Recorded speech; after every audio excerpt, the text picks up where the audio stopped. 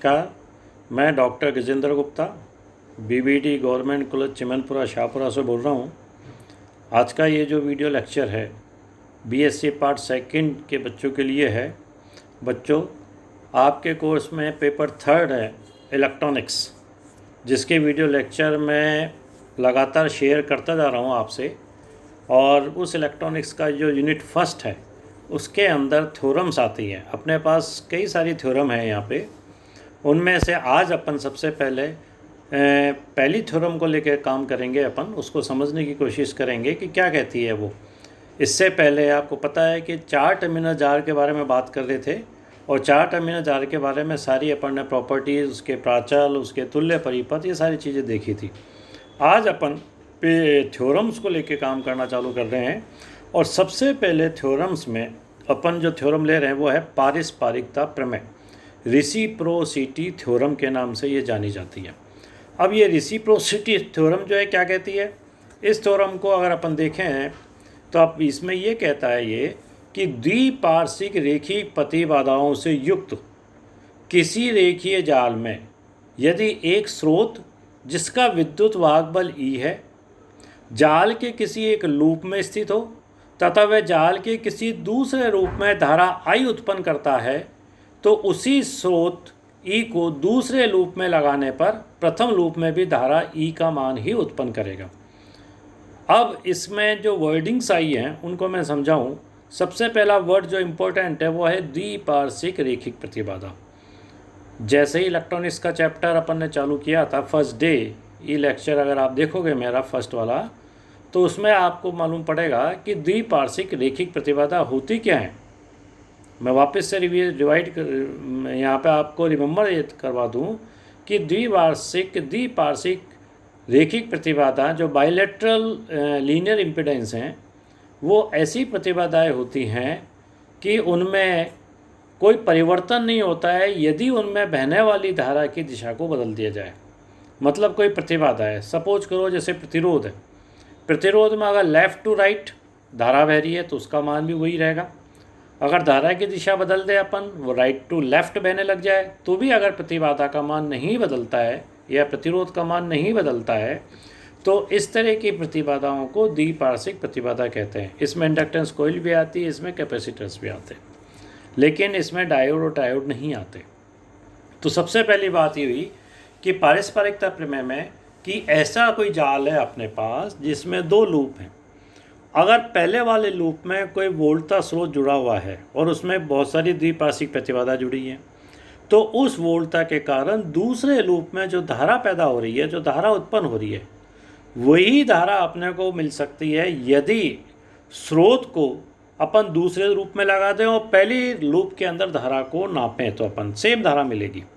यहाँ आप देखोगे, यहाँ मैंने दो डायग्राम बनाए हैं, चित्र फर्स्ट और चित्र सेकंड।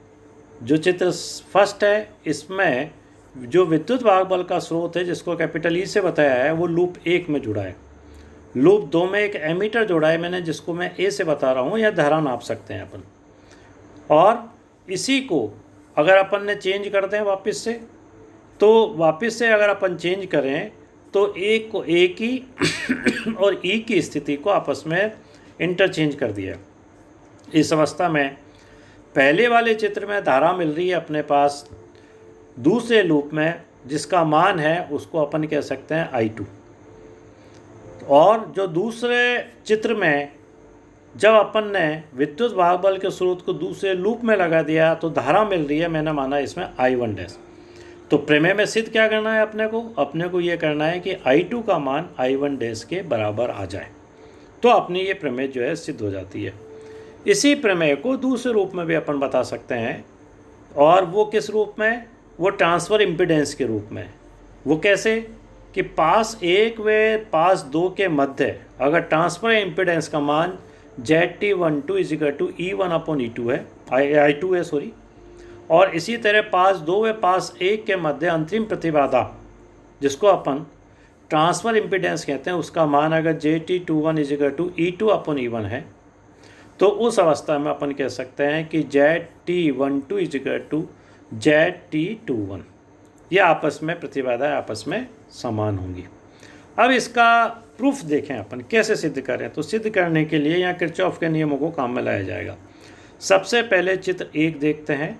चित्र 1 में 2 लूप बनाए गए हैं, 3 प्रतिबाधाएं मानी हैं जो द्विपार्श्विक है, Z1, Z2, Z3।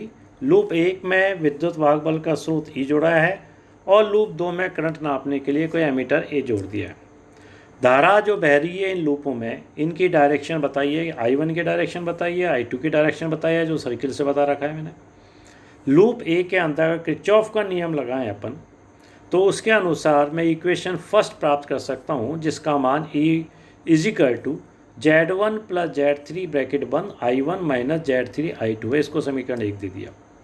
अपन किरचॉफ के नियम से भली भांति परिचित हैं, पहले बीच में भी मैंने आपको कई बार इसके बारे में बताया है। और इसी तरह लूप 2 के अंदर चूंकि कोई विद्युत वाहक बल स्रोत नहीं है, इसलिए 0 = Z2 + Z3 ब्रैकेट बंद I2 - Z3 I1 हो गया। -Z3 I1 इसलिए हो गया क्योंकि डायरेक्शन I2 की डायरेक्शन में अपन में चल रहे हैं, तो उसको तो पॉजिटिव कंसिडर किया है। Z3 में 2 धाराएं बहती हैं, I2 भी बहती है, I1 भी। I2 की दिशा में चलते हैं तो I1 नेगेटिव हो जाता है, I1 की दिशा में चलेंगे तो I2 को नेगेटिव मान लेते हैं। तो इससे समीकरण 1 और 2 आ जाती है। समीकरण 2 को सोल्व करके I1 निकाल लिया। इस I1 की वैल्यू को समीकरण 1 में रखा और इसको सॉल्व किया।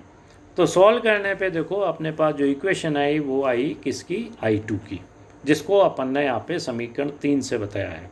और I2 = Z3E upon Z1 Z2 plus Z2 Z3 plus Z3 Z1। तो ये समीकरण 3 आ जाती है अपने पास। अब देखते हैं अपन चित्र 2। चित्र 2 में अगर पहले लूप की समीकरण लिखते हैं तो समीकरण 4 मिलती है कि Z1 + Z3 ब्रैकेट बंद I1 डैश। यहाँ धाराओं को I1 डैश और I2 डैश माना है, क्योंकि ऊपर अपन I1 और I2 मान चुके हैं। और लूप 2 देखें अपन इसी चित्र के अंदर, तो ये किरचॉफ के नियम से 5वीं समीकरण आ जाती है। इनको अपन सॉल्व करें तो I2 डैश का मान निकाला समीकरण 4 से और इसको समीकरण 5 में रखा। जो राशि कैंसिल होती है, जैसे मैंने यह कैंसिल करके बता रखी है, Z3 कैंसिल हो रहे हैं और अपने को समीकरण 6 से अपने को I1 डैश मिल जाती है।